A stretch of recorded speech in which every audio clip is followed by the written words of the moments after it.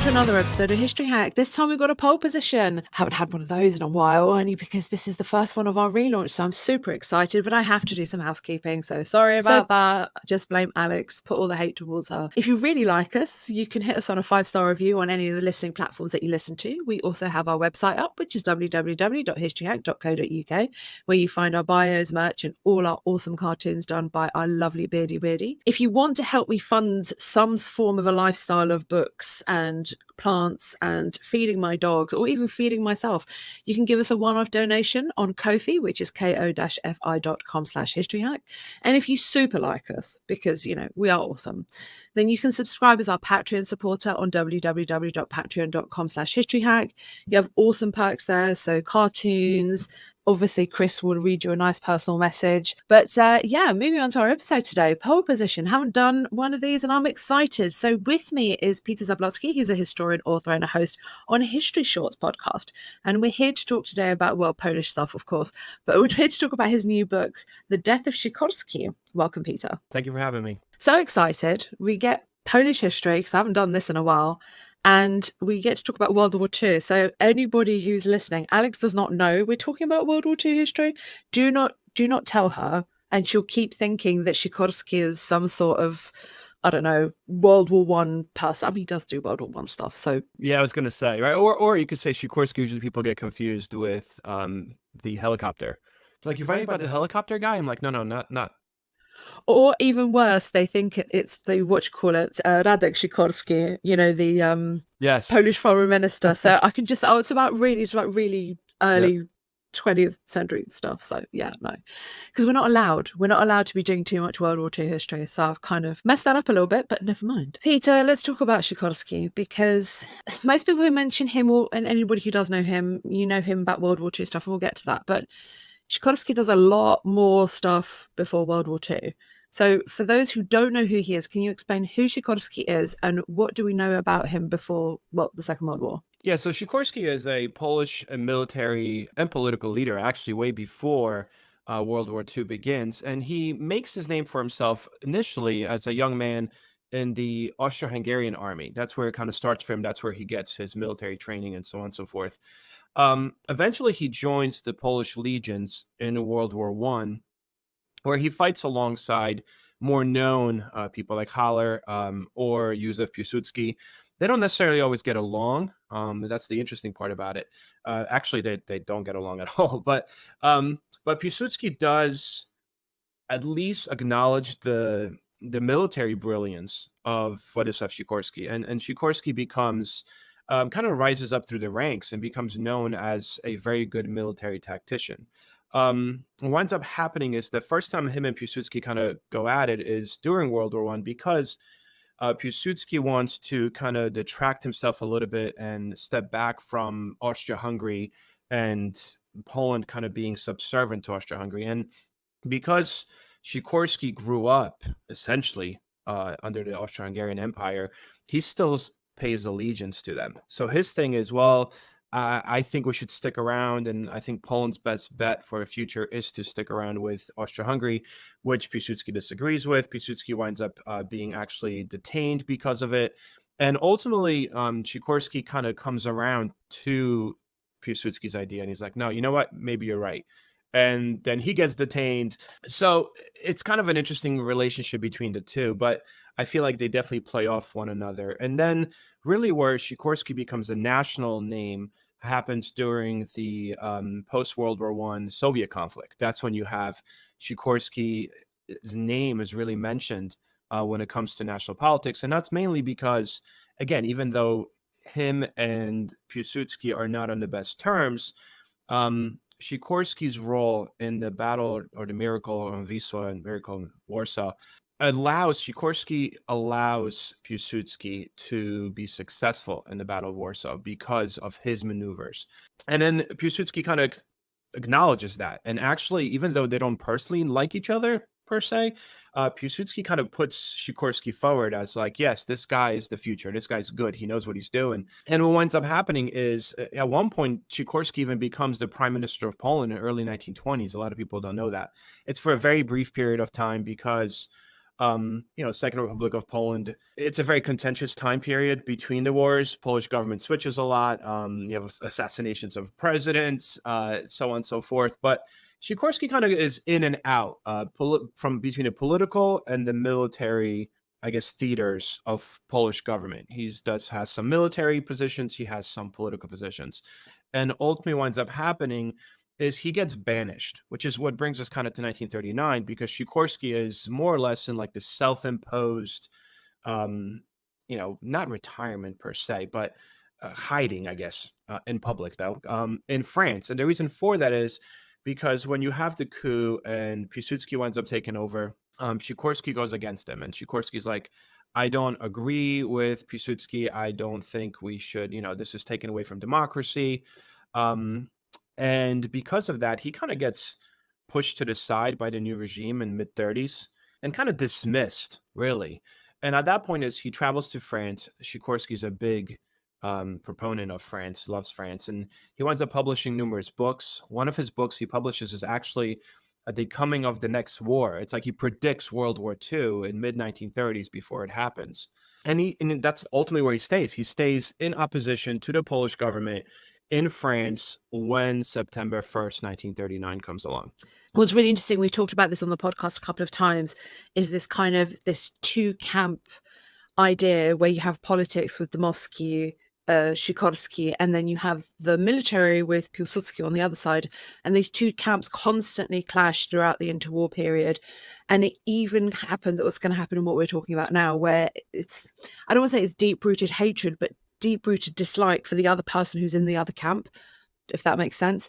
And yeah, I don't know if we're going to touch on this a little bit, but Sikorski does make some really not nice decisions during the Second World War to some of these people. So yeah. And that's, I'm getting ahead of myself a little bit here, but that's why a lot of people believe that one of the primary reasons he might have been assassinated, if we go with the fact that he was assassinated, again, that's something that's contended or argued about today, is the fact that it's the Polish government. I mean, he was not necessarily liked by the Polish government, and we'll get into that later on a little bit, but he definitely was not liked by the Polish government, and he didn't help himself at all in his decisions, as you mentioned, going forward. But I think that also stems from the beginning. This stems from the 1930s on.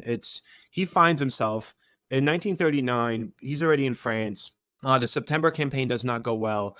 There is an order to try to get out of Poland through Romania, Hungary, any which way possible, to go to France to continue this fight. And at this point, Sikorski's already in France. Sikorski is selected to be the commander-in-chief of the Polish armies and the Polish prime minister. Almost, I don't want to say because he's there, but kind of almost because he's there. He's established. They're coming to him. The Polish forces are essentially coming to him. He has the time to establish that Polish military in France. So whether he was the best choice, even Raczkiewicz, Władysław Raczkiewicz, the president of Polish government in exile, he doesn't really like Sikorski either. It's just Sikorski's here. He's got this military pedigree. He's known. All right, let's build this government in exile around him because we need, out of necessity, go forward. And Sikorski does take over. But from the very beginning, you have the, Sosnkowski, Kazimierz, Polish general, right? He winds up succeeding Sikorski, but Sosnkowski is more favored, or rather, not more, that's not a word, but I guess he is favored over Sikorski by Raczkiewicz. It's almost like once they give Sikorski power, they're like, oh crap, we shouldn't have given him this much power. They actually try to, right? They try to fire him. They dismiss him. When we go to when Poland winds up moving from France to Britain, and Sikorski has a very good relationship with Churchill, and he's really got the persona, in a sense, behind the closed doors. He's really well respected. However, the Polish government is like, all right, now that we are a little more stable, the Polish government in exile has moved from France, which has fallen, has managed to move over to England, and now we're going to kind of start anew on, at least the Polish people believe, on an equal footing with the British as the two powers, again, Poland, but in fighting against Nazis. It's like Sikorski is not needed anymore, and so they fire him. They actually dismiss him, and it is Churchill that steps up and is like, no, like you need to reinstall this guy, put him back in power, or we're not really dealing with you. We're dealing with Sikorski here. So the Polish government is forced to reinstate Sikorski as the prime minister. And almost at that point, they're just like, ugh, like, there's already that animosity. They don't want him there, but the Allies want him. The British want him. And they realize that pragmatically, that they need the British. Poland, again, out of the hospitality of the Brits, right? We're in London. That's where the government is staying. So you need to kind of appease your helper in a sense. But Sikorski from that point forward is almost they're just waiting to be like, how else is he going to screw up? And he has some things that are seen as him screwing up. We're going to come back to this. We've got a lot to discuss, actually. So he's in France. He's creating the Polish government in exile. He's facing a lot of problems. And the next big problem that he's faced with is Germany attacks France. Yep. So first of all, what happens to Sikorski and what happens to the Polish forces at this time? The easy answer is they go to England, obviously. But yes, ultimately. How do they get to England, and what is happening in this process? Is it as chaotic as some historians seem to perceive, or is it a lot more structured and calming and, well-rounded? Yeah, I don't know if I would use the word calming. Sikorski is very surprised. And as I mentioned before, he really loves France. He thinks France can do no wrong. And this to him is a shock because when the war starts, Hitler invades France, rather, the war starts in France. The Polish forces are, for the most part, organized. The Polish Navy has already sailed away from Poland during the September campaign. The Polish pilots are flying in France. Polish units are organized in France. Poland is definitely very much ready to fight and assist, and they do fight in the war. But Sikorski is, and he writes about this, is super surprised by the fact that France is falling so quickly. And to him, he's like, the Poles can't really make an impact. It's like the Poles are fighting a fight for Poland, but on French soil, while the French are given up. And that's the perception that Sikorski has. And that's also why Sikorski starts to kind of on his own pursue this idea of going to England. Like you said, we just go to England, but that's not the case. We're still fighting against the Germans in France while Sikorski is already thinking of plan B, because plan A is not working. He has this assumption that the Poles are standing up for Poland, but in France. France is really not. They're giving up too quickly. They're moving back too quickly. They are not assertive enough. And, Poland, again, it's small in comparison. Their armies are small in comparison to French armies. So there's not much Poland can do, which is why Sikorski thinks of, okay, what else can we do? Like, I don't want to abandon the Polish forces, which he kind of does. That's one of the things why people get upset, because he does this, as you said, this chaotic aspect. He does this so quickly that when he flies to meet with Churchill and he gets this permission, all right, the Sikorski's tourists, right? We'll bring you guys in. We'll move you, as many of you guys, over as we can. I forgot the exact name for it, but the newspapers at the time called it like the mini Dunkirk, right? This idea of like moving the Poles as quick as possible from France.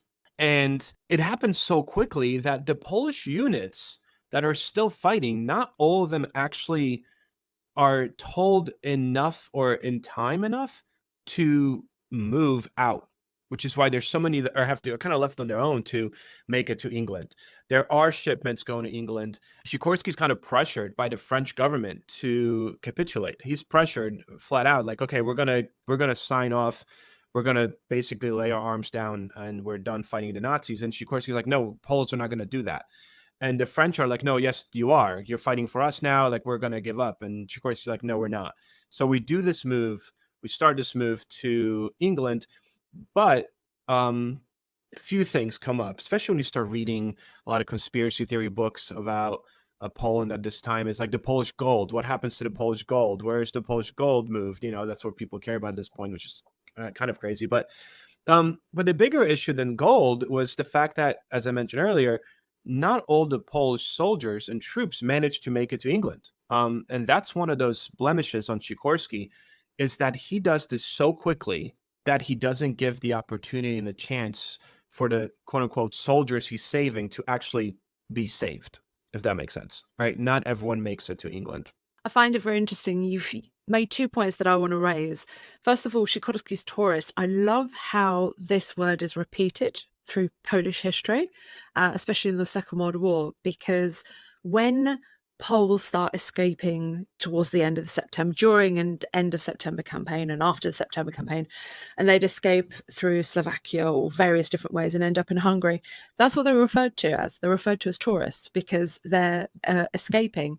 And when the Germans would arrest them, they'd be, oh, yeah, it's just another bunch of Polish tourists, arrest them. And obviously, they'd go to forced labor concentration camps and et cetera, et cetera. And then the second one is the defeat, or what they felt was the defeat. So back at home, it was this idea that France is our last hope. We've got this moment. It's going to be amazing. We still have a chance. And the second they feel, or the second they hear on the 14th of June that France has surrendered, throughout Poland, the fear, the disappointment, and just the feeling of defeat was it. The 14th of June was it wasn't the end, but for them it felt like it was the end. Oh yeah, I mean, there was always the assumption that France being near, you know what I mean, would be the one that we could rely on the most at the time. And as I said, Sikorski was just dumbfounded. He's like, I don't understand what's happening. Like, why are we giving up? Why are we not fighting? That was his big thing. And when he came to London, the idea was that he is an equal partner. Obviously, Poland was not an equal partner, but at the beginning, they were known and they called themselves and referred to themselves as the first ally. They were the first ally, and that is often mentioned a lot when I was doing research in Polish newspapers that were published in England, but also British newspapers. This idea of Poland being the first ally, the ones that said, yes, we're here to help. And that narrative comes back a lot later on when the United States joins, right, in 41, when the Soviet Union joins, when these other big powers join, there's this assumption that, like, Poland, the first ally, is forgotten and pushed to the side in favor of this new grand alliance. It's a point of, for Poles, this was viewed as like his great betrayal, and it's still, even as a Polish American, whenever you get into studying World War II, the Poles in America are not necessarily happy with FDR. The assumption is FDR sold Poland. So if you are Polish in America and you know your history, you are not a fan of President FDR. Let's just put it that way. No comment. Right. We're not going to give away all of the story and everything that happens, because, the things he's got to face in between that and what I'm going to talk about next is a lot, and it's worth people to going to actually read your book and talk about it. So I'm going to bring up another event, which is the invasion of the Soviet Union by the Germans. So we're jumping like a year and a ish ahead of time. But once they invade, literally what's about a month and a half later, a very unusual agreement is made between the Poles and the Soviets. Yes. What is this agreement? And my head hurts when I'm actually asking this question. What is this agreement, and what are the results of it? So the Sikorski-Maisky agreement, July 30th, 1941, I think. This is the other blemish on Sikorski, at least as far as the government in exile is concerned, right? So Sikorski, again, in a very pragmatic way, once Soviet Union is invaded by the Germans, Sikorski's big thing is he understands that he needs to create an army. Poland needs an army. And as much on paper as we are helping Britain, we're the first ally, the reality is the fact that most Polish soldiers or Poles are still in Poland, right? Or that should be more specific, or they've already been moved to Soviet Union camps, right? War camps or POW camps or so on and so forth. So the big issue was Sikorski, with a little nudge, and little is probably an understatement, of the British government, essentially approaches the Soviet government to reestablish diplomatic relations between Poland and the Soviet Union, relations that had not been really present since the Polish-Soviet War following World War I. And really the premise here specifically, really, I mean, they were kind of there afterwards, but really nothing since the Soviet invasion in 1939, to essentially, I won't say all the Poles, but I would say majority of the Poles, in the government, as well as just Poles in Poland, this is viewed as a huge betrayal. Soviet Union is viewed on par with Germany as invaders in the September campaign. This isn't just the Germany invaded Poland in September. No, this is Germany and Soviet Union invaded Poland. So thousands of prisoners were deported to Soviet Union camps. And as far as Sikorski is concerned, this is the ability to release thousands of these Polish prisoners, right? To him, that's part of the deal. The deal is, all right, we're going to become friendly again because now we have a common enemy. But in return, you're going to not only release hundreds of thousands of Poles, but really you're going to allow for the creation of a Polish army on Soviet soil, right? This becomes known as the Anders Army. Can I add one thing in here? Yeah, go. The ones that are basically release the ones that are left. Yes. The ones that they've basically murdered, of which is all hush, hush, hush. Of course. Cutting, which we'll come to in a minute, but also, for example, those that suffered under extreme weather conditions or extreme living conditions, so many of them didn't make it and didn't survive. What people seem to forget, so I'm going to go on a tiny little rant here. What people seem to forget, some of our listeners might not know this, you all know about the concentration camps, you all know about what the conditions were in the death camps and blah, blah, blah. You know that, but people don't understand what the conditions were in these camps that these Poles were being sent to. They were beyond horrific, and the survival rate was really, really low. And it's amazing that as many people survived till 1941 as they did. And I think if they would have stayed there, most of them would have been dead. 100%. I mean, if you look at Anders, right, who becomes the general of this Polish army on the Soviet soil, when Anders was first brought in to Stalin, because he winds up meeting with Stalin, he winds up meeting with Sikorski, because Sikorski travels to Soviet Union. Anders looks like death. When you start reading about the reports of, they literally dragged him out, right, of imprisonment, where he was tortured beyond belief, starved, and they're like, all right, you're going to lead the new Polish army. And any recollection of those that were around when he was brought in to lead, they said he looked like he was 90 years old, hunched over, basically starved to death. You could tell he was beaten for months at a time. And this was someone that was high ranking. Like, this was someone that they were supposed to treat a little better to get information from. So it kind of puts it in perspective of how these people were treated. But by Sikorski doing this, again, a pragmatic approach, I would say. In a sense, I don't think Sikorski saw that he had much choice, in a sense, to make this deal. He was definitely pushed to do this deal. He was encouraged to do this deal, by the British allies.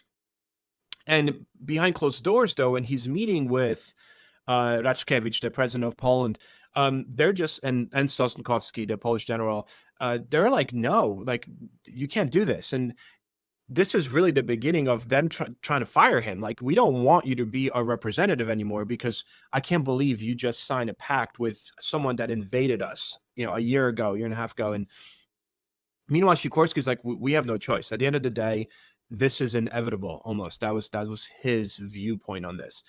And you mentioned this idea of Katyn here. One of the first meeting between the three of them, when you have Stalin and you have Anders and you have Sikorski, Anders flat out asks, like, okay, I'm seeing, hundreds of thousands of Poles coming into these camps. And if you, again, as you mentioned, if you read about how they looked, Anders is like, I'm supposed to build an army? Like, I can't build an army. Like, most of these people are barely walking, including the fact that there was a lot of women that made it into camp, a lot of children. He's like, this isn't an army. You're just releasing everyone. I need to figure this out. But Anders flat out asks, like, I'm seeing the fact that I'm missing thousands of my officers. Where are the officers? And Stalin addresses this, at this meeting, and says, well, they were released. They just haven't made it to your camps. They'll make it. They've been released. And Sikorski, same thing with Anders. They're like, no, we need more proof. They're still, and that Stalin flat out personally says, they're coming. They just haven't gotten there. And that's kind of how it's left at the beginning of this. So these camps are created, and the situation in the camps is terrible, quite frankly. That's the camps of this new Polish army under Anders, which becomes known as the Anders Army. The situation is so bad that Anders winds up, him and Sikorski don't like each other. Let's put it that way. So Anders flat out says, like, you're not doing enough for us. We need help. These camps are this is not an army. We need to move out of here because Stalin's not really letting a lot of aid come to these Polish camps. And I'm talking about just basic aid like food, right? Nutrition, but also weapons, so on and so forth, training, any clothes, uniforms. Stalin is on paper, he's like, yeah, we're good guys. We're helping out the Poles, but in reality, these camps, nothing's happening. So Anders keeps on going back to Sikorski, and Sikorski's like, yeah, I'm putting pressure on the governments. We're going to make this happen. And Anders is like, nothing is happening. Anders actually winds up meeting with Stalin himself personally to get help because he almost like, not almost, he does. He goes over Sikorski's head. Like, I need help in these camps. And ultimately, there's so much pressure that Sikorski, through Churchill, manages to get the Poles moved to the Middle East, right? So that it could be closer to the British, war materials and supplies and so on and so forth. And begrudgingly, because Stalin doesn't want this to happen. He doesn't actually really want a strong Polish army. Not yet, because he has no plan for it yet. Eventually, the Berlin army eventually has an army that's more Soviet-based Polish army, but not yet. Oh, that's a whole other podcast. Yes, indeed. So Stalin is kind of upset and reluctantly allows Anders and the Poles to move to the Middle East. He's like, all right. And even then, not all the Poles move because there were so many prisoners in the Soviet Union after the September campaign that while Anders moves his troops to the Middle East to quote unquote create his Anders army, there are still Poles being released from these other camps, right? And still coming in.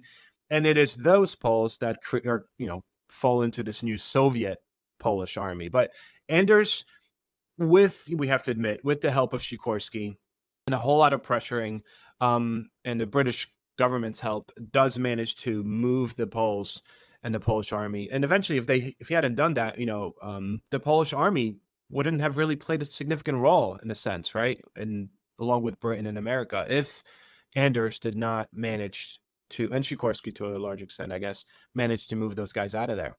Right, I've got a million comments I want to make there, but we just don't have enough time. So, Sorry. No, it's me because I'm just like I want to stir this conversation somewhere else, but we can't do that. We stay on topic, Alina. Stay on topic. So, a load of Poles are being released. All of this is happening. New Polish army being formed in the Middle East, but December the 7th. That just changes the game for everybody. Yes. At this stage, Sikorski's had a pretty, I'd say, decent relationship with the US, kind of okayish relationship. And this all changes, doesn't it, on the 7th of December? Yeah. So Sikorski, obviously after Pearl Harbor, the United States enters the war officially, enters the conflict. And Sikorski is very quick to, I need to get to the United States. He visits the U.S. a few times, and he visits the United States. The first time he visits, he meets with FDR, and FDR is very impressed with Sikorski. He's like, this guy. The first time he meets FDR, actually, the U.S. is not at war yet. But this idea of like, I think this Sikorski guy really knows what he's talking about. I really respect that, so on and so forth. But the second that the U.S. enters, the Poles, and it's kind of concurrent with the Soviet Union, the Poles are no longer they may still be called the first ally, but they're not really an equal footing anymore. Even though they might have never been on equal footing, at least until when it was just Britain and Poland, there was a lot more things that the Poles were involved in, a lot more conversations behind closed doors that the Poles were involved in. And once the United States enters, that shifts, and that's because, for better or for worse, or for argument's sake, or arguably, FDR even plays, Stalin against Churchill. FDR believes that Stalin is someone that could be talked to, someone that could be reasoned with, someone that's needed, and through that, I need to laugh. Hold on. Ready? Oh my God, that is the most naive, stupid comment. I know, right? And at that point, you even have, at one point you have FDR, he kind of buddies up to Stalin by making fun of Churchill, right? Everyone has heard of that. He's like, oh, look at this Churchill guy. He's always angry. And Churchill's like, what the heck are you doing? It was like FDR's strategy to get, we're buddy with Stalin. We can do this. But Stalin hates Poland, let's face it, right? And Poland all of a sudden becomes kind of like it's like that buzzing bee, you're just like, oh, get away. You're trying to flee. Like, why are you here? What do you want? And Sikorski becomes an annoyance to um to FDR, to the sense that like the behind closed door conversation is the Poles need to realize that they need to give some concessions because the Soviet Union is extremely important to winning this war. And Sikorski all of a sudden is not just fighting against his enemies. He's fighting against his allies. He's fighting against his own government, who thinks that he's screwing up because he is appeasing the Soviets. Meanwhile, when you think of Britain, but also America now, he's not appeasing the Soviets enough. So, they're saying you need to be more friendly to the Soviets, and the Poles are like, you need to be less friendly to the Soviets. And here's Sikorski, like, in a sense, he's kind of stuck. And then Cotton comes out, right? And when that comes out, oh yes, that's like, that's the bomb, right? Because when the Cotton graves are discovered, even Sikorski is like, all right, we all know, and they all knew that the Soviets did it. I don't think anyone doubted that the Soviets committed those crimes, but there is a gag order against Sikorski. Like, you don't talk about this. Just let this be. We need the Soviets. There's a gag order even on newspapers, the media at the time in Britain and in the United States. They're basically told not to talk about it. Don't talk about it. Like, and the fact that it almost hurts them that the Germans talk about it. And not almost, it does. That's what hurts them. And that's great. Do you know what it is? For the first time ever, well, not really for the first time ever, but for one of the first times, the German propaganda is actually telling the truth. Yes. And that's what's so ironic about this. Because that's what hurts Poland, because of the fact that was second in Germany's like, the Soviets did this, look what they're trying to hide. Everyone's like, well, this Goebbels, right? Like, this is propaganda. This isn't real. So you can't believe this. And a second you have Poles saying, no, this might be true. All of a sudden they're kind of lumped in with the Germans. They're like, well, look at that. They're pro-Nazis. And that's what Stalin's, Pravda is basically publishing articles that the government in exile is pro-Nazi. And Sikorski's like, what are you talking about? Like, we're not pro-Nazi. But that's the propaganda coming from the Soviet Union, that the Polish government is pro-Nazi and anti-Soviets. Therefore, they are anti-allies. Therefore, they do not want the allies to succeed. It really escalated very quickly, specifically in the media, super quickly. And what really kind of throws the bomb in all this is getting the International Red Cross to do its own investigation. And when you start reading into this, you realize that Sikorski agreed to this International Red Cross investigation. However, it was really the impetus for it came from the Polish government in exile, right? It came from Raczkiewicz, the president, more so than Sikorski. Sikorski kind of agreed with it, but more or less had to do damage control once this came out, because by the Poles asking for an international body to essentially investigate the Katyn murders, it meant that they disbelieved the Soviets. It literally basically admitted to the fact that the Soviets are lying, that they didn't do this. And, Sikorski is asked flat out to cancel the request for the International Red Cross. And even though he didn't initiate it, and he didn't come from him, his role in this is that he refuses to cancel that order.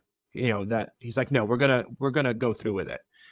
And by doing that, now he's angering Churchill. Now he's angering FDR. Now the conversations are becoming more heated. And more importantly, he angers, quote unquote, right? Stalin, who directly says, you know what? Poles are bad. The Polish government, to completely discredit the Polish government in exile, Stalin basically severs all diplomatic relations with Poland following the Poles' insistence on having this investigation. So now, from Sikorski's standpoint, He's still not doing enough for the Polish government in exile, for the Poles, right? He's not doing enough, supposedly, for Anders and his army in the Middle East because there's not a lot of um, needed supplies coming through. So Sikorski's clearly dropping the ball there. His own government doesn't like him because they think that, see, like you were buddy-buddy with Soviets and look what happened now. And then to make matters even worse is that there's pressure put on by the Allies on the International Red Cross, and the Red Cross gets out of this very easily. They say they will definitely do the investigation, but only if all parties agree. Well, not all parties agreed, so the investigation never took place. And no matter how you spin it, like Poles and really Sikorski's screwed. No, he has no friends, if that makes sense, right? Or rather, not many friends, no matter where you look. And even the even Churchill's annoyed. This idea that, like, can't you get your people in order? Can't you make and Sikorski's like, no, like, I can't get my people in order. This is what we want. This is our belief.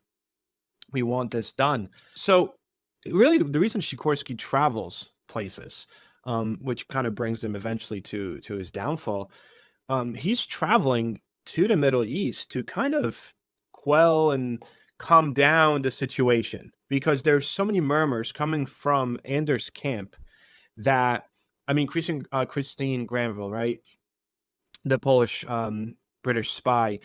There's different spy networks are hearing rumors that Sikorski is potentially going to be done away with, and that there are so many people against him now that he really should kind of watch out, watch his back. And he travels to the Middle East to more or less inspect the Polish army, but really to endear himself, by his troops at the time, which he might or might not have done in that short time he was there, but we wouldn't really know because the end comes very quickly thereafter. So let's talk a little bit about his experiences in North Africa. Well, it's Middle East, North Africa, that kind of area. So he ends up going out there. He meets with Anders. What else is he doing there? So while he meets with Anders, first of all, it's interesting because Anders doesn't meet him. He says I was sick, or he doesn't go to see him goodbye. I think that's what it was. He claims that he was sick, so he couldn't be there to say goodbye to him. But so he visits the troops. His standard stuff. He gives out some medals, but and again, this falls under this conspiracy realm. And there's a lot when it comes to this topic. Supposedly, while he's there, he also winds up meeting with some representatives or a representative. Again, this is not corroborated by any sources per se, but he winds up meeting with some German agent of the German secret police and intelligence, rather, police, and is given a folder of proof from Katyn, right, that the Soviet Union has indeed been the ones responsible for the massacre. This is something that's speculative. There is no proof whatsoever. So even when I wrote about it, I kind of mentioned it in that sense of, this is a rumor. And supposedly he was coming back. He would go through Gibraltar basically because it was a natural stop, but he was coming back with evidence to really prove to the world that Soviet Union had done it. But I don't even think that evidence was really needed at the time. Even there was an independent investigation done by, I forgot the guy's name in Parliament in England, and meeting directly sent to Churchill, and evidence was sent to Churchill and FDR saying, like, no, the Soviets did this. Like, we know that these guys knew the Soviets did this. But they couldn't say anything about it. So supposedly that's Sikorski's like real mission to the Middle East, was to gain this information. But again, another theory. One of many. Yes. Okay, so we've already spoiled the plot line to this, that he does get, assassinated, or however people want to take this, because I would like people to take this and form their own opinion at the end of the day, because everybody's got their own opinion, and that's what we're all about, Right. So he stops off in Gibraltar. He's there for, is it 2 days, 3 days? Yeah, it's only there for like 2 days. Okay, so let's go through the actual event. What happens in those days in Gibraltar, and how does he die? All right, so this is the big contention of the book, right? So when I was writing this book, and even before that, when I was talking to various publishers about this book, it's interesting because I had a very hard time with this book and publishers because any military publisher said this isn't military enough. Um, and any non-military publisher said, "All right, so it's a conspiracy theory book. So which angle are we taking?" And I'm like, "No, this is not a conspiracy theory book.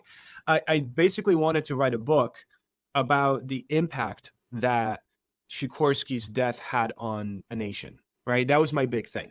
And yes, I talk about all of these different conspiracy theories in there, and I mentioned what happened based on what we know. But the impetus was never to say this is some new take on how Sikorski died, right?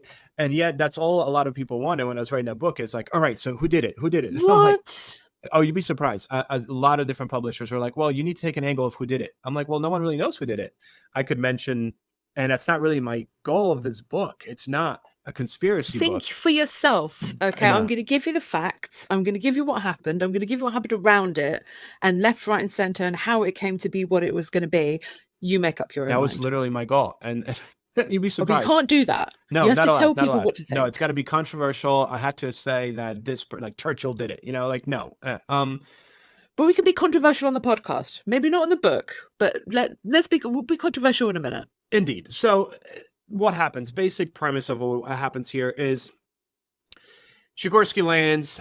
He is welcomed while he's there. And it's also interesting story because you have the Soviet ambassador has to land there as well on that same day. So Sikorski is supposedly kind of hidden from view as like the secret little, like they laugh Hold at on, it. the Soviets did it. You just told me. The ambassador was there. It's the Soviets. Yeah, so the Soviet plane landed as well at the same time that Sikorski's plane was there, but they didn't know that they were there at the same time, right? Because Sikorski was off to the side because the obviously relations between Soviet Union and the United States, Soviet Union and Poland were that state at that point. There is no relations, so Sikorski's there. He hangs out overnight. There's a dinner there while he's there, which is where supposedly there's this Polish courier that winds up being introduced to this story, which not many people know about. But this courier winds up getting on the plane with Sikorski the next day. He's also still buried there in Gibraltar, right? So he's still there. Um, Needless to say, the next day, Sikorski's plane, which supposedly, based on all kinds of statements that have been released, is under guard all night. It's under guard. There's even a guard that sleeps inside the plane to make sure that the plane is safe. The B-24 Liberator. And the next day, Sikorski's daughter winds up going shopping. Sikorski does some last minute things, and they settle to finally leave night on the second day. They all get on the plane. Their engine, everything is turned on. Everything seems to work. Then there's a controversy aspect because of the fact that even though the engines are on and everyone's about to fly off, why is the plane standing and waiting? There's no other planes taking off from the airport at night, but the plane is standing in the dark, supposedly, waiting for, some people say, some documentaries say 30 minutes, but everything I saw was probably like 15 minutes. So what happened in those 15 minutes? So there are some Polish conspiracy theorists, authors, and historians that have said that during those 15 minutes, Sikorski was actually killed separately inside, his hotel room, and then he was brought in on board. His body was brought in on board. Like that has come out as well. That's not the case, by the way. So Sikorski and his daughter and his crew is on this plane. And then the pilot winds up getting the okay, so he takes off. The plane is literally still taking off. And the way the way he would take off is he would actually go up and then he would turn and go down a little bit in order to gain speed before kicking back up. That was like he was known for that maneuver. And what ends up happening is the plane's going up. You have some Poles, it's dark out, but they're all waving like, yay, plane's going. And then he dips down to gain speed. As he dips down to gain speed, he's like, all right, I gained enough speed. And he tries to then take the controls to move the plane back up, but the controls are stuck. And we know this because he is the only one, the pilot is the only one that survives this crash. And he manages, I mean, he tries his best, and until he's finally, it's like, we're going down. Like, there's nothing we can do about it. The plane crashes. People actually see it. The people that were standing there on the shore see the plane crash. So right away, they go in to the water, try to get there as fast as possible to see if there's any survivors. And the only survivor is the pilot. And that becomes a part of controversy as well, because why is he the only survivor?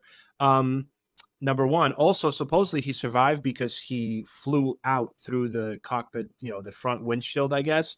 But they're like, well, he wasn't really hurt. Like, how did that not hurt him? And then there's the issue of the Mae West, obviously, for those that look into it. When he is fished out of the water, he had on his Mae West, he had his vest on, and life vest being on, which is something that he never actually would put on. And he, why did he have time to put it on? Like, did he know he was going to crash? Was he supposed to crash this plane? Needless to say, Sikorski is fished out of the water. He is dead. Most of the people, not everyone was found that same night, but Sikorski was. His daughter never really being found. Although rumors claim that the next day, a lot of local divers did find his daughter, but there was some kind of local superstition about touching a woman's hair that is underwater. So supposedly they let her be, and her body was never recovered. But complete and utter shock. Looking at it, so again, there are cases that prior to him even flying to inspect the troops, he was told numerous times that this probably is not a good idea. Like, we have evidence that some people want you dead. You probably should not go to this. Churchill allegedly wound up calling Sikorski's daughter and said he probably should not go there. It's probably not a good idea. Told numerous times, and I may be kind of getting ahead of myself with this conversation, but this is not the first time that there was a plane issue and Sikorski. Actually, this is the third time. You've taken the words out of my mouth right now. I was going to say... Right? This is the third time that there's a plane issue with Sikorski. Third time. And the first two times happened actually when he was going to the U.S. One time he was flying to the U.S. and a bomb was found on his plane. They actually found a bomb. And the guy that found it, he said he was laying down, and the original story goes he was laying down and he heard something, and I heard he smelled something was igniting. And then he realized he found a bomb. And it was kind of like this clandestine, top secret kind of makeshift bomb, in a sense, used by spies, you might say. And when Sikorski landed in the U.S., the bomb was handed over to the American authorities to kind of check for it. And eventually there was an investigation done. And supposedly the bomb got onto Sikorski's plane because one person, the one that found it, quote unquote, had smuggled a bomb on the plane himself as like a souvenir kind of thing. That's how the story went. And that he supposedly smuggled it as a souvenir, and then it somehow set itself off and almost blew up Sikorski in the air. So that guy winds up going to a hospital, because the guy that had this bomb. And his story is also interesting because he goes in for like simple procedure, but then he dies from the simple procedure. So now the conspiracy theorist is like, all right, the guy that might have wanted to potentially kind of maybe kill Sikorski with a bomb is put in a hospital, goes for a procedure, and then dies in a procedure in which he should not die from. And the doctor that wrote his death certificate, no one's ever heard of or seen, ever before or after. So who's this doctor? No one even knows. So that's one thing. And the second time is a plane it was actually in Montreal. Sikorski was doing his plane was stopping in Montreal on the second trip to the U.S. And right upon takeoff, same thing. They're just taking off.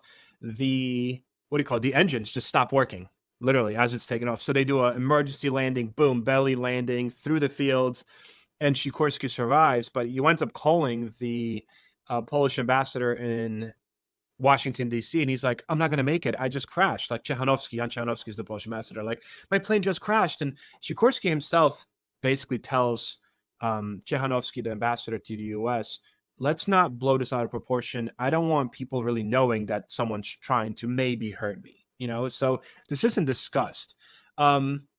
Maybe whether it's for not giving other people ideas to, how to do this, but also because Sikorski doesn't really want people, especially in the US, to know that he's unpopular. He goes on his tour in the United States. He speaks to thousands of people. He meets with the president. He's trying to have this perception of Poland needs help. We are a united people. It's a united front. Help us. But in reality, Sikorski's not the most popular person, and that's why this is not talked about. These other two incidents are not necessarily talked about.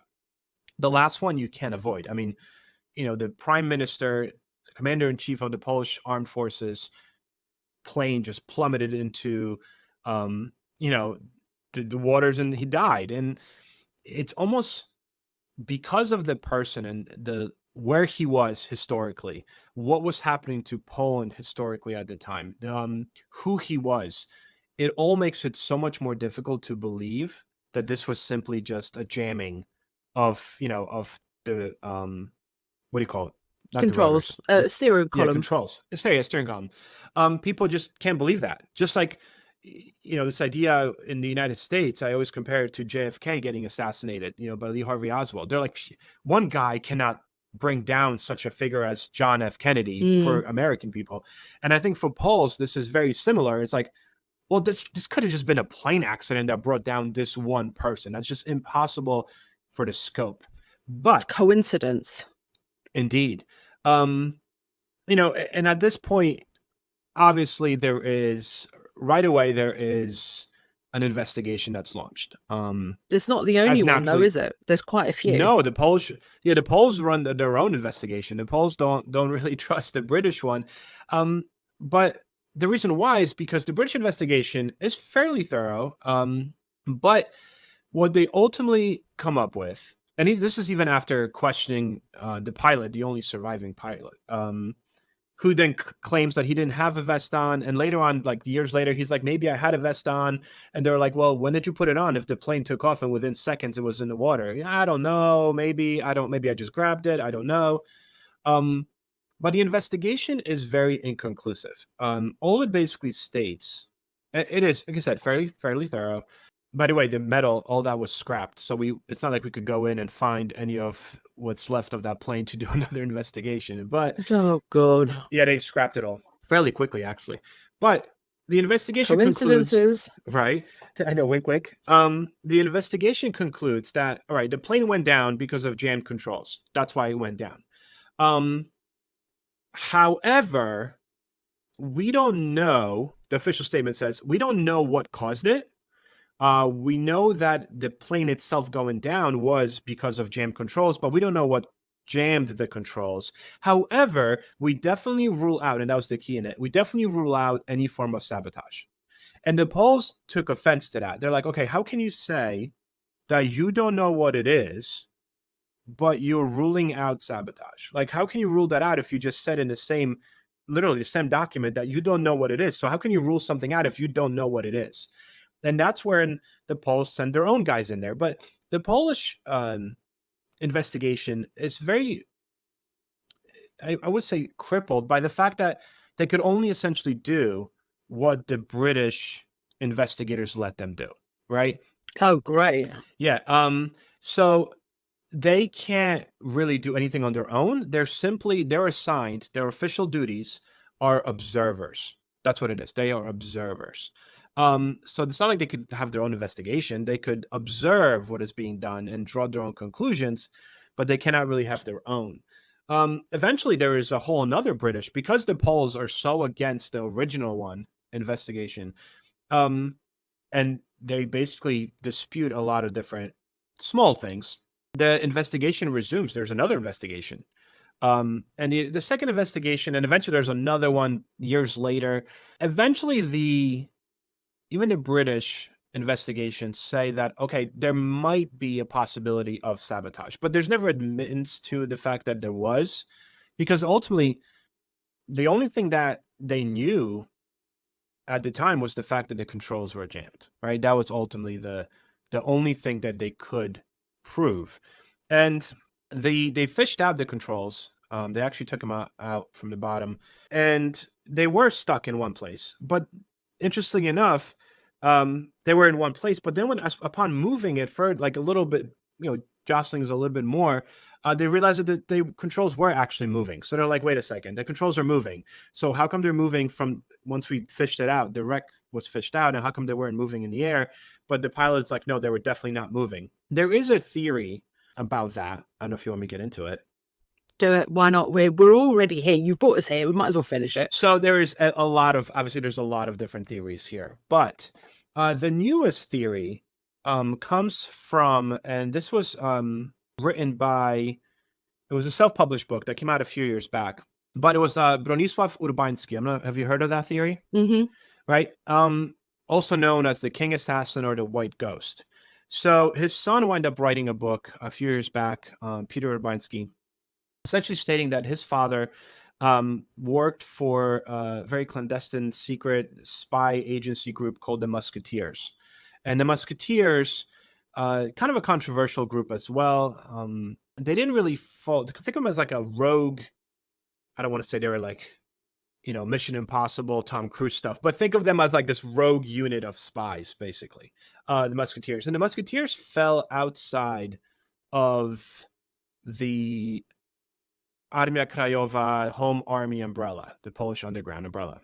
And they were kind of viewed critically by Sikorski, didn't like them, actually took away their funding because they kind of, I wouldn't say they were friends with Germany, but they definitely, there's proof, worked along with Germany and German intelligence against Soviet intelligence, which was not good for the Allies in a sense, that because it showed that Poles maybe were indeed anti-Soviet, and Sikorski's trying to prove that we're not anti-Soviet, to Churchill and FDR.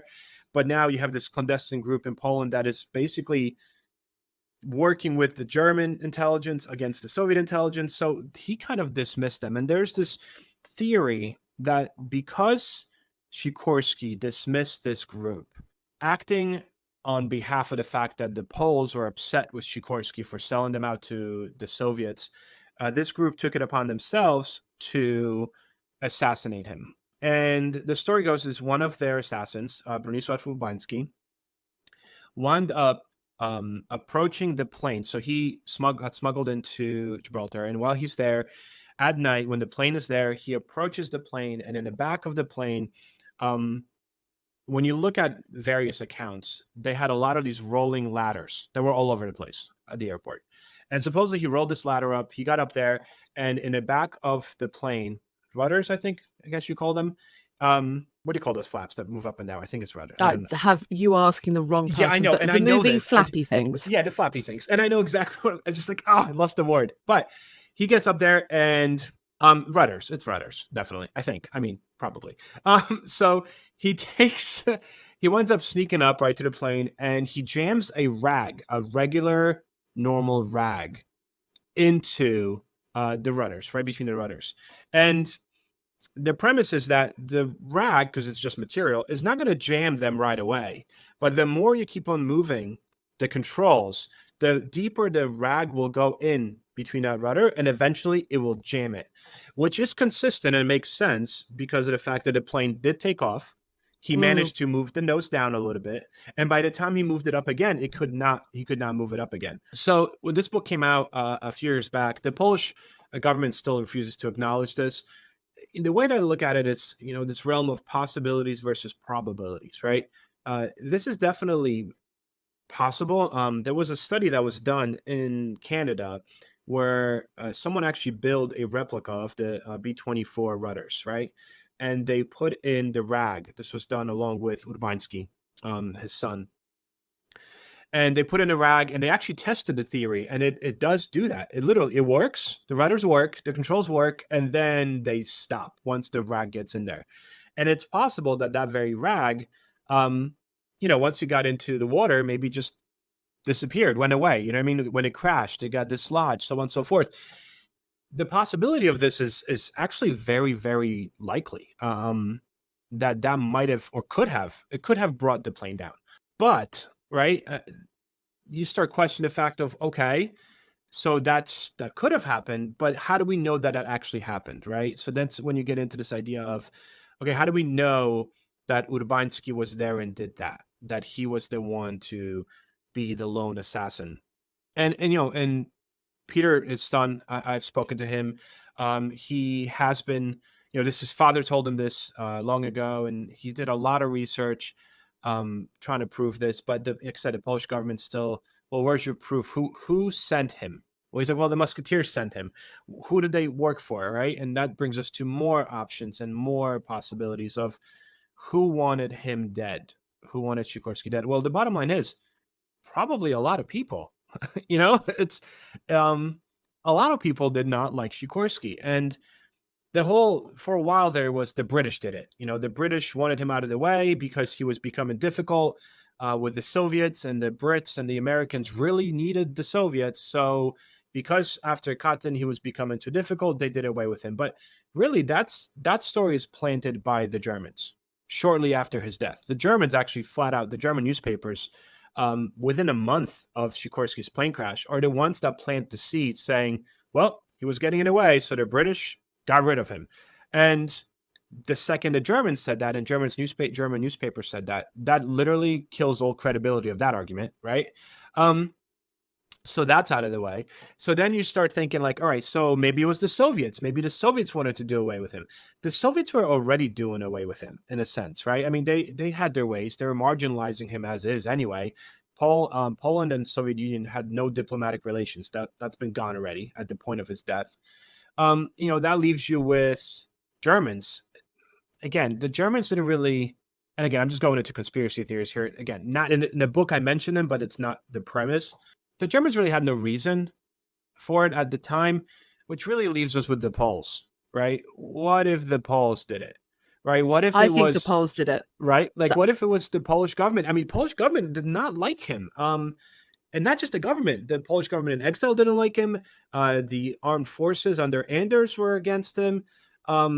He pissed off a lot of generals that Yes. he basically isolated, 100% that could have isolated. done so much more within the war effort for Poland, Yeah. but he completely and utterly alienated. I mean, my great-grandfather he's not one of the worst treated ones, but he kind of dismissed him. He's like, oh, like basically fuck off to Scotland. Yeah. Like we don't need you. Yeah. No, 100%. And a lot of it was politically, Sikorski was paranoid that he was not liked, right? And very It's true though. Yeah. And very vengeful in the sense that he would shift people based on the alliances to him, very much like, this guy's not in my camp, boom, you go over there. There was a lot of that. So look, who did it? I present all these things in the book, but as I mentioned before, it was not my goal to say this is what happened. It was just, hey, this is what we know, and you figure it out, right? However, as you mentioned, it is completely not out of possibility that the Poles had him killed, right? I mean, and we'll never know. Honestly, I don't think we'll ever know. Because even when they exhumed his body in 2008, right? They did, right? They do. And that just shows you how so many years later, this is still a big deal. And I don't think it will ever not be a big deal. Yeah, 100%. Like I said, just like for the Americans, JFK, this is the Polish JFK, like this conspiracy theory that books will continue to be written about. And we're going to try to figure out and know exactly what happened here. But at the end of the day, there's no disputing the fact, and that's kind of the message I try to send with the book. There's no disputing the fact that Sikorski's death impacted Poland. It shifted there's a huge paradigm shift as to Polish role among the Allies, Polish role in the war, Polish role in post-war. His death is key to Poland. You could actually say there's World War II Poland prior to his death, and then there's Poland World War II post-death. And that was really the key of this story for me is, okay, so this is what happened. Not sure what actually caused this, but this was what might have caused it. But let's talk about what we know. And what we know is that after Sikorski's death, Poland falls out of favor. And who's to say that Poland wasn't going to fall out of favor before that?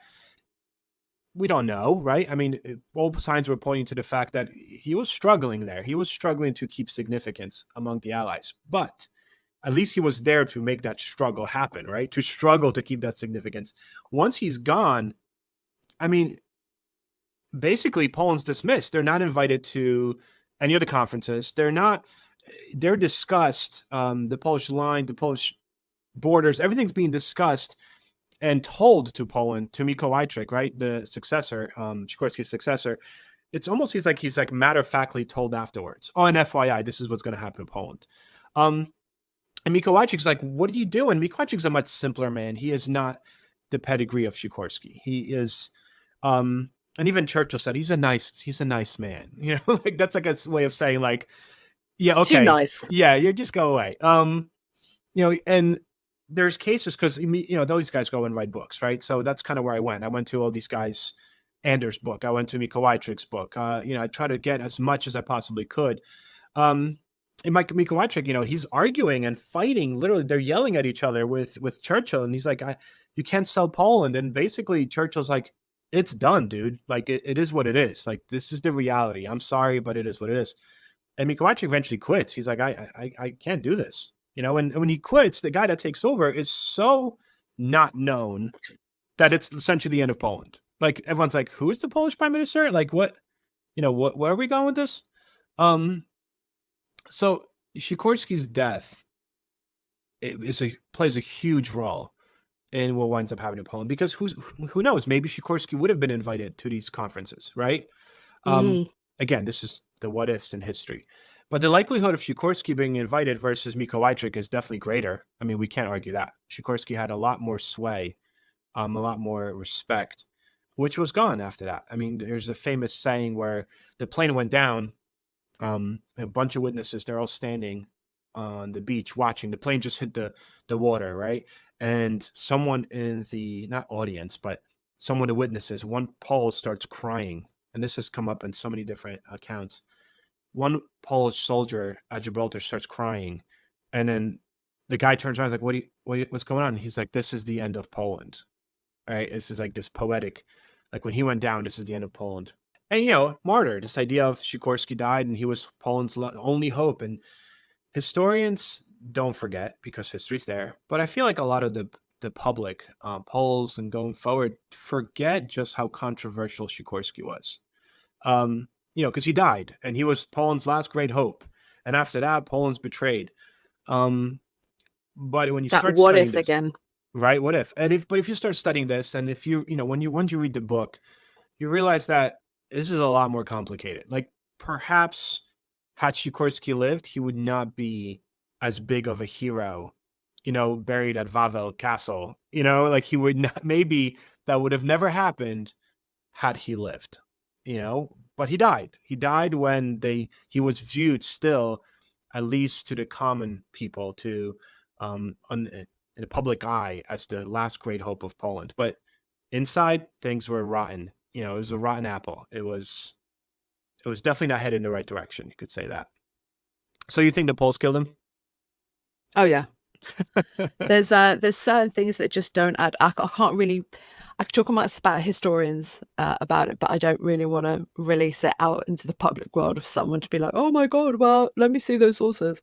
So yeah, there's certain things that for me just don't add up. For the British to do it, for the Americans to do it, for the Soviets to do it, I think it was the Poles. Yeah. He pissed off way too many people. Yeah. And I would not disagree with you. Let's put it that way.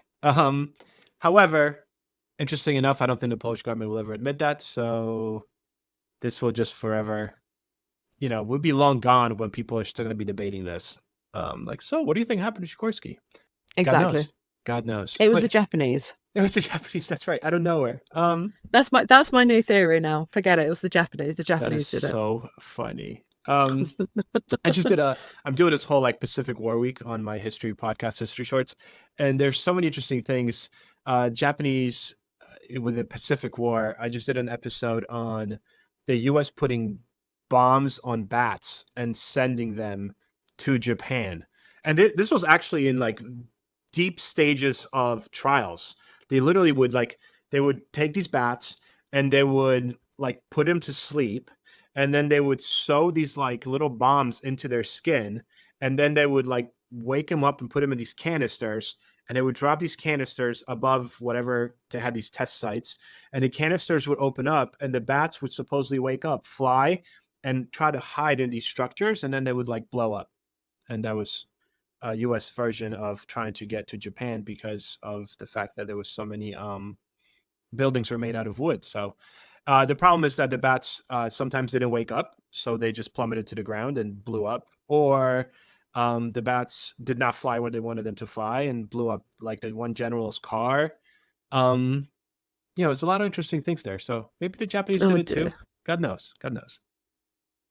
Right, listen, before we finish, remind our listeners the name of your book. So the name of my book is The Death of General Sikorski. It comes out from Frontline on June 30th. So as of this recording, very, very soon.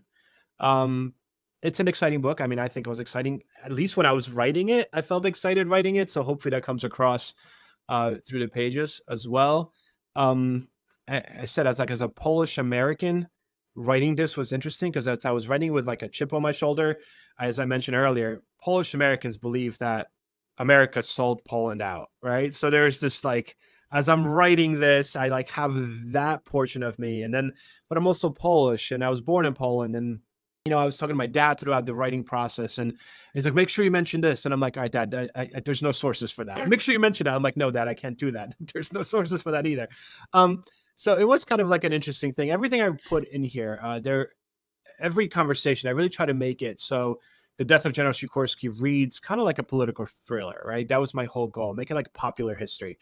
And every dialogue that you see in here was actually sourced from real sources, right? These were real conversations. And I try to get in behind closed doors as much as possible. And unfortunately, kind of leave you guys, the readers, with maybe more questions than answers at the end, but at least guide you to asking the right questions, if that makes sense.